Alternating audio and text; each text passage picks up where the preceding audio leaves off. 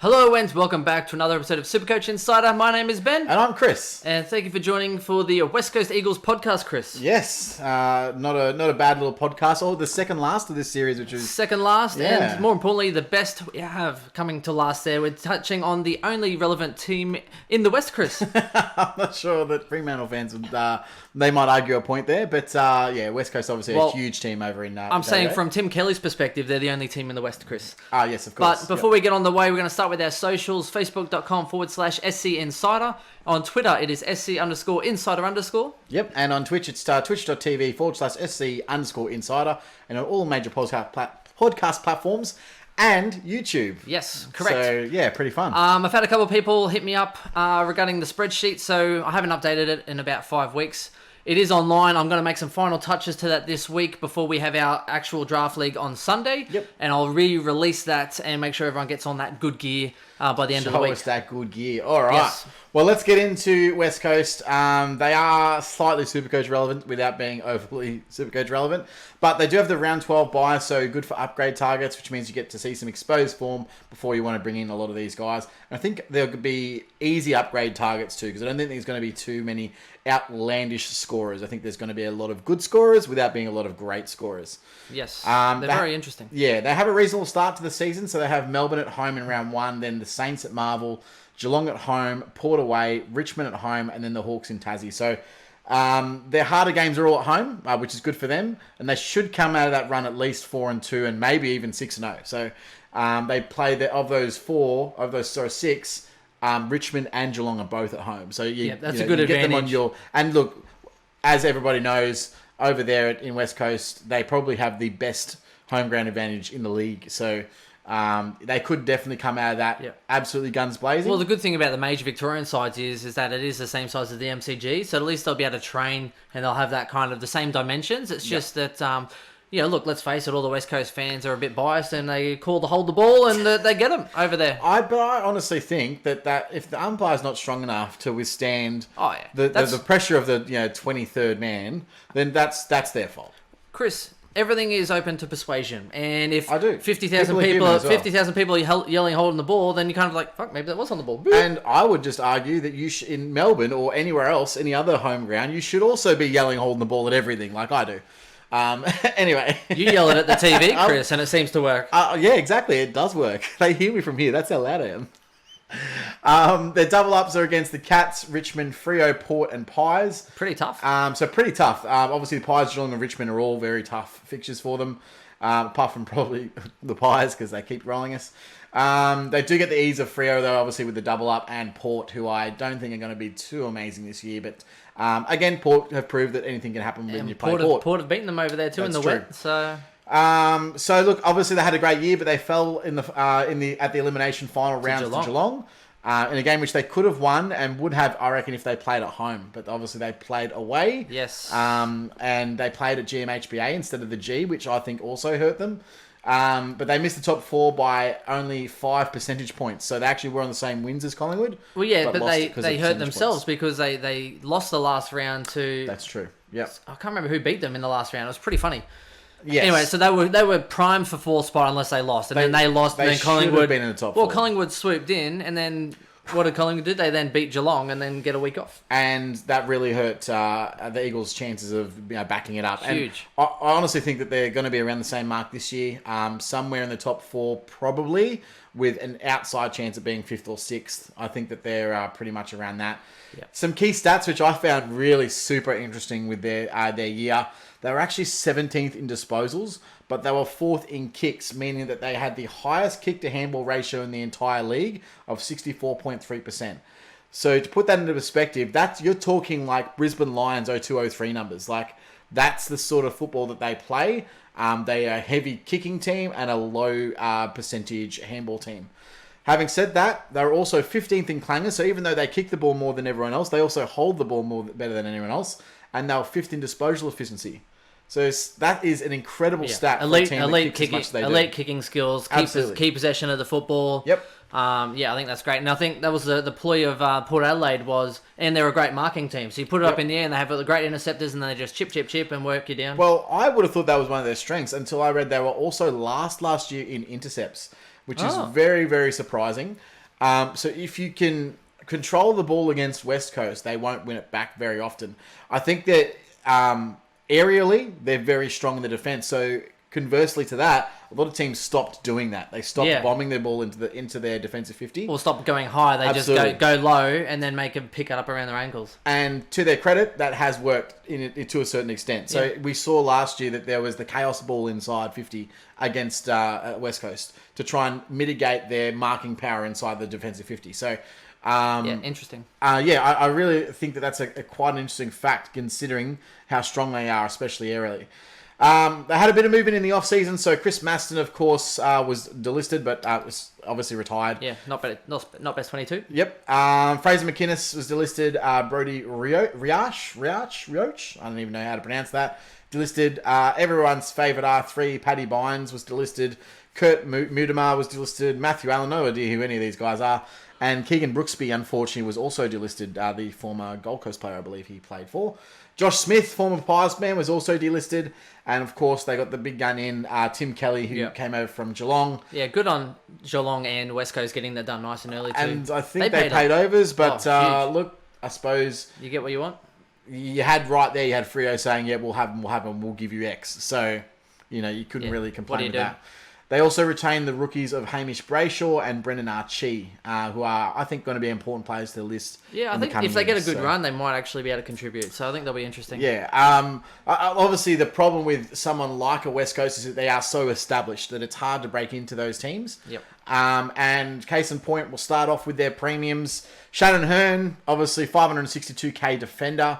And he looked fantastic early. He was absolutely dominating. He averaged 116.4 over the first 10 games. And then old man muscle injuries started to creep into his game. Yep. And look, he hasn't actually had these in the last few years. Like, he's played every game the last couple of years. And now at 33, he had both hamstring and calf issues at separate times during the year, which I can only imagine that continuing to happen, unfortunately. In the back end of last year, so after his first 10, he only averaged 89.2. Yeah, so, really dropped off. Yeah, so he did still have a overall average of 103, but that's a massive drop off to 89. So I think a lot of that was injury affected. He's probably going to come out this year and go really well early again, but how long he can maintain that for is a little bit up in the air for me. It'll be interesting. So look, it's just a real guess. For me, 562k for someone that is 33 and they're looking to transition him out of the team. Yeah, I'd rather go to Zach Smith or someone... No, not Zach Smith, bloody Williams. Zach Williams, 550k, I think, similar price range. I think there's probably more younger, upside and younger. So the thing is, last year when he was out of the side, you saw some other guys step up. And those two guys were Lewis Jetta and Brad Shepherd. Brad Shepherd averaged 84 last year and a big step up from his previous Supercoach numbers. And I thought he was really serviceable at times. Yep, no, he was good. Played really well as that, again, intercepting marker defender. Jeremy McGovern averaged 87 last year, again as an intercepting marker.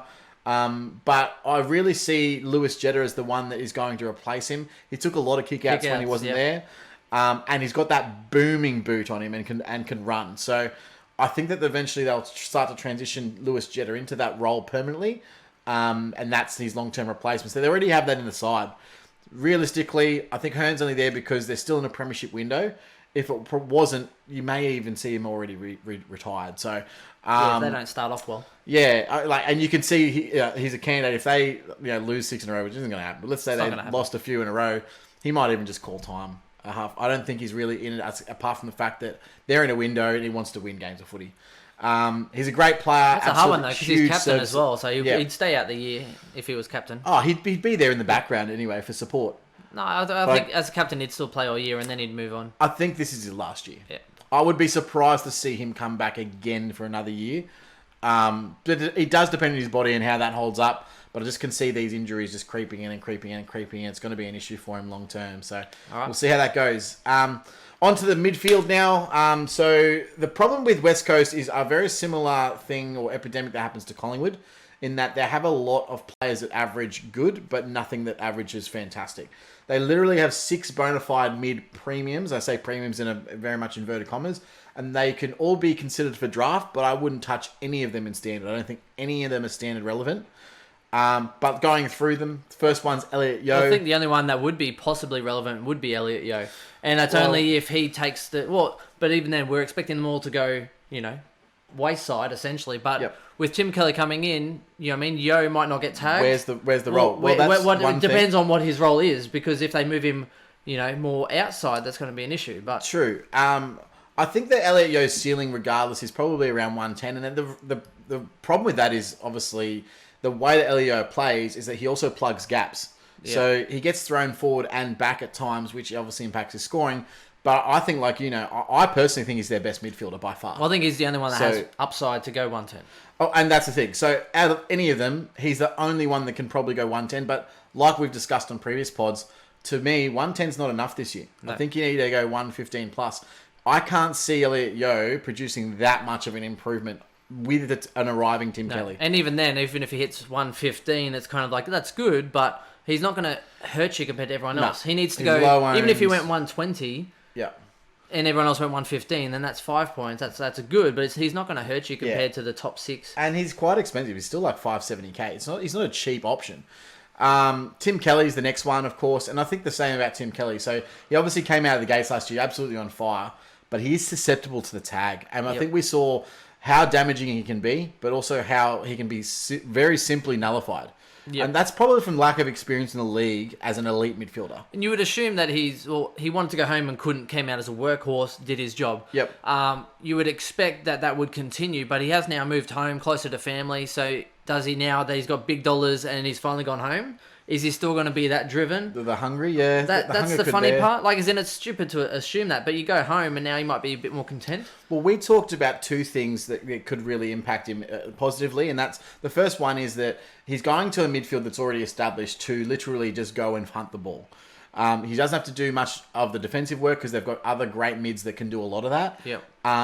He's not going to have to take the grunt of that midfield load. So like he was in Geelong, where he could literally see ball, get ball, and play his natural game, that's going to be a really important factor for him. And, of course, the other positive thing is there are other midfielders in there that can get off the chain. Guys like Luke Shuey and Elliot Yeo can absolutely dominate you in a quarter of football and then you're blown away. So Tim Kelly could get the benefit of not being the only midfielder that can get a tag there too. So it could go both ways, but because of that reason and the uncertainty, I can't pick him. Even in draft, I'll let someone else pick him, and I like Tim Kelly. Yeah. Do you know what I mean? But it's like, is he going to go 90? Is he going to go 100? Is he going to go 105? There's a lot of points in that midfield, and it's a crazy consideration. Yep. Their style of play as well, all the kicking. He's not actually a really amazing kicker of the football. I'm not sure. I think the answer is we don't know. It's priced 103, so he's not going to be great. Is he going to be 115? Highly unlikely. He's only mid-only. I can't see him being really mid-only this year. relevant. I think he was last year's hot flavour. But it wouldn't be surprising if he came out and averaged 110. And I'd be like, like totally. But I just can't see him breaking into that top 6 to 8 midfielders that... Even if he went 110 now, I still don't think he'll be top 6 to 10. Oh, no, I think that... Or maybe fringe on 10. Fringe on 10, if he did that. You're looking at somewhere in that 10 to 20 mark. Chances of him averaging 100 to 104 or something would probably be... Pretty high. I think that's pretty much where he's at. But I think a 105 is probably a reasonable assumption. Yeah. Now, and part of the problem is there's so many of these guys all taking points of each other. You got Andrew Gaff as well. So SuperCoach wise, I think he's the most susceptible to be going down this year because, of course, Tim Kelly coming in. I think that he probably pushes outside. I was wondering whether he went a bit more outside. Yeah. And we've seen his scoring patterns on the outside. Don't get me wrong, he still racks up the ball in incredible numbers, but his SuperCoach scoring's a lot better on the inside. Yep. And for that reason, I do think that he's going to be going down this year. Other one, of course, Luke Shuey, again, can go massive, can go absolutely huge. Luke Shuey, we've seen that before. He's got 160 in his pipeline, just ready to go. But hot and cold, super susceptible to the tag. Huge consistency issues is Luke Shuey in a nutshell. Well, yeah, but he is, let's face it, great in grand finals, Chris. Oh, yeah, especially when you don't tag him. Dom Sheed, here we go. Role super uncertain. So where does Dom Sheed play this year? No idea. Forward pocket, slot and goals, Chris. Well, he averaged 95 this year. I hate you, but I do think you see him a lot more forward this year. I think you see him a lot more forward mid as opposed to mid forward, which is a bad thing for Dom Sheed's scoring. I thought he played really well at times last year, and I was super upset that I didn't have him at the start of the year when he was just going big. I think he'll rotate through. You know, I mean, if you look at everyone having their whatever percentage mid-time they're having, I think he'll go through when they're missing, like Shuey or they're missing a Yo. He'll flow through, so he'll probably go half-half. Yep. I still don't think it's 50-50, but again, he's definitely not going to be relevant SuperCoach. Well, he's not their top 4 midfielders. I think that you'd avoid him in draft as well. I think he's going to be averaging somewhere like high 80s, and in midfield, that's just not enough in draft, in my opinion. Yep. And the last one is, of course, Jack Redden. One that can super get off the chain because he's a very much a mark kick type player. So he'll rack up numbers, and you wouldn't even notice he was just racking up 35 disposals. He goes under the radar really heavily and drops the odd 50 for no reason, though. So he'll come out and do a 150, and the next week he comes out and pops a 50. Well, the problem is if you don't notice him when he's getting 35, he's just racking it up. Then when he doesn't get anything, you're like, oh, where is he? Oh, there he is. Absolutely. So all of those 6 guys, no idea where they're going to end up, but I can tell you that they're not going to be 110 plus.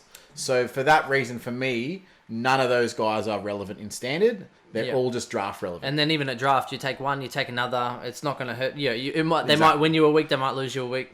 Then that's where I see it. So that's fair. Moving on to the ruck. So obviously there is West Coast have notoriously had some really fantastic rucks over their time over there. Nick Nat is the big one. Yes. And look, I love Nick Nat as a player, as a ambassador for the game. I think he's fantastic. He's great to watch. He's 457k though, so a few people are using him as that cheaper option, Chris. They are. I think he's about, what is he, like 250 cheaper? 350 cheaper. 450, 657, 250 cheaper. And you know what? It's crazy. He's in 14% of teams. That's a huge number of teams. For someone who's been injured and hasn't played a full season in forever. Oh, well, an interesting stat is he's played 55 of a possible 110 games in the last 5 years. Half, there you go. He's literally played exactly half of the amount of games in the last 5 years, which is just a crazy injury risk to even be considering. And I feel that this year is basically like I've seen this before. 2 years ago when we had a podcast about West Coast and I was really hot on Nick Nat. I was like, Nick Nat's coming in. He's going to blow it up. It's going to be fantastic. This was before Gawn and Grundy started posting 130s every week like it was just nothing. Yeah. All right. So I was like, oh, yeah, that R2, try out that Nick Nat. He's going fantastic. But there's 2 things I'd like to say about this. First of all, I've seen it all before. He got injured. The pick didn't work out and such is life. But he's far too expensive, in my opinion, to be a stepping stone because he's 450k. So has to be a keeper. You've got to choose him to be a keeper. The only thing that I would maybe consider is if he was to turn around and average you 105 over the first 10 rounds, then he's almost getting you there where that, say, 250 grand, if you spend it somewhere else, you might make up that extra 20 points. Yeah. But I can't see him averaging 105.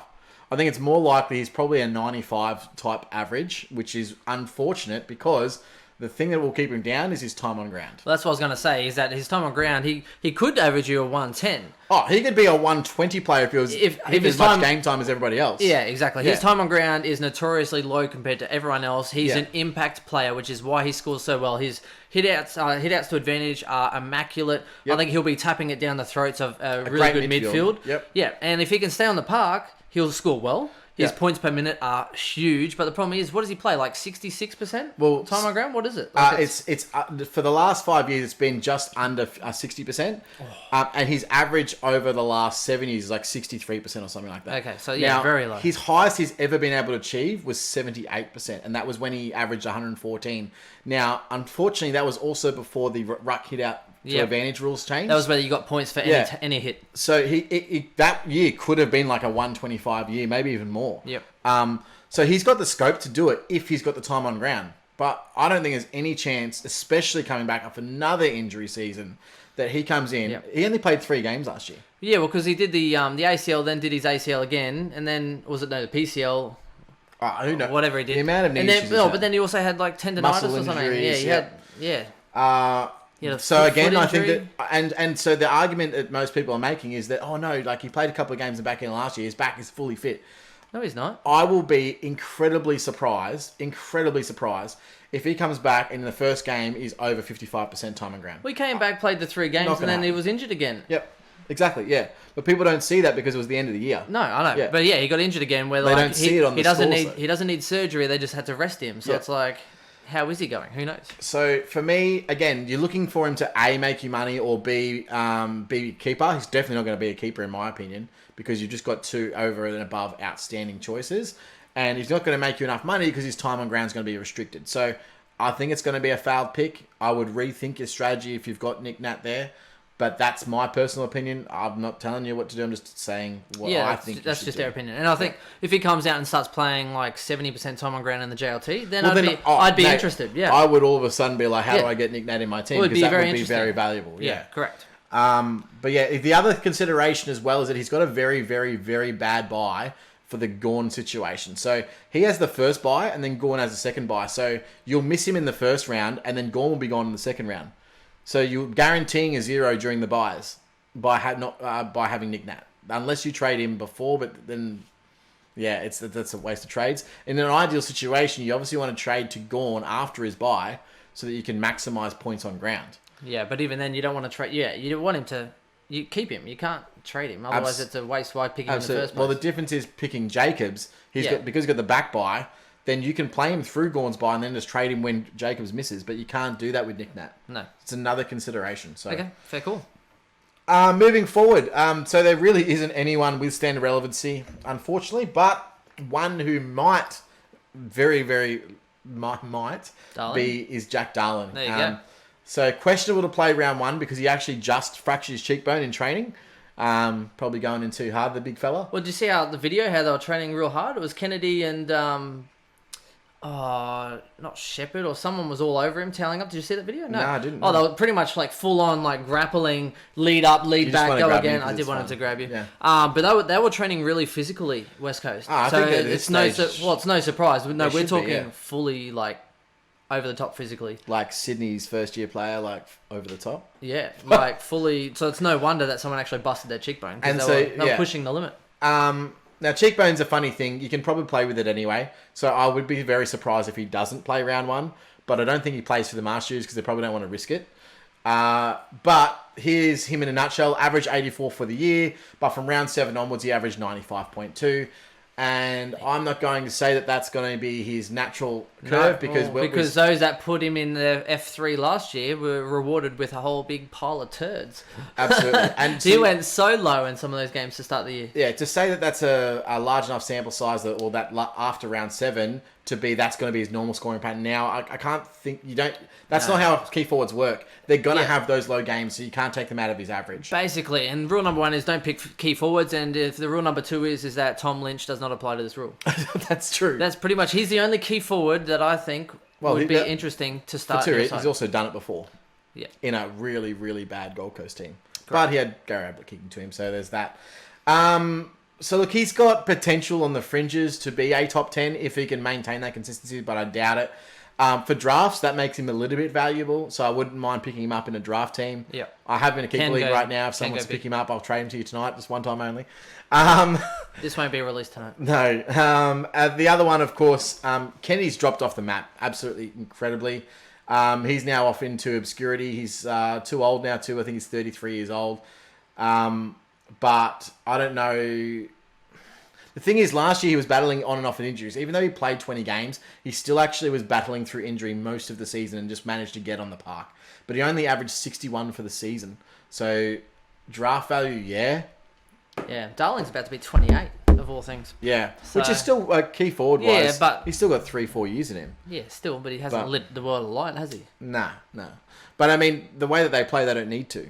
You know, they have a lot of smalls that impact the scoreboard there at West Coast.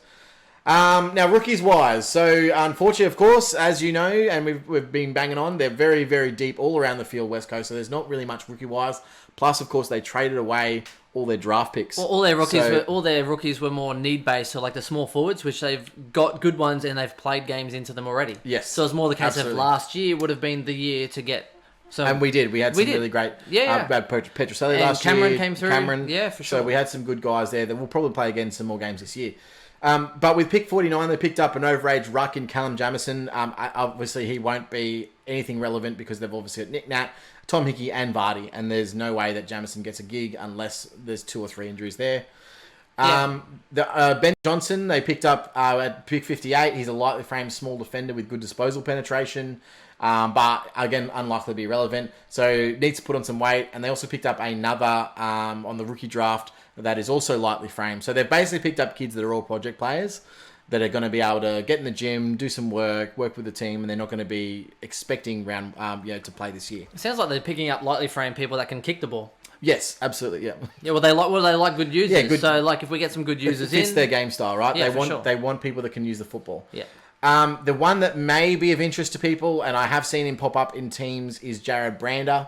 He's a 133k defender forward. A lot of people are using him as a link for Stephen Hill. Yep. On the bench.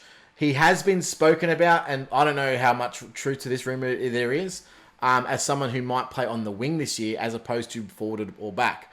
I can't see that personally happening with Tim Kelly coming in, pushing out Dom Sheed, pushing out Andrew Gaff. I just don't see a role for him on a wing. So again, it's a preseason watch to see. Unfortunately, his forward and defender swing's not really that great because he played 2 games last year and he had a return of 34 and 35. So he's not someone that I'm looking at going, oh yeah, I've got all this confidence in this guy that might score well. Yeah, a guy that'll make $20,000 and... It's, yeah. Unless he literally gets a role change and I can see it in the Master Series, I'm not on the interested. wing getting like an 80 and an 80, then that would be valuable. But one to watch. Have an eye on him because he's cheap enough as that forward defender swing that you might want to have him there if he does play well in the Marsh. Yeah, good gear. So pre-season watch, obviously. So I want to see how their entire midfield set up with Tim Kelly. I think that will... who's inside, who's outside, who's in a different role. Absolutely.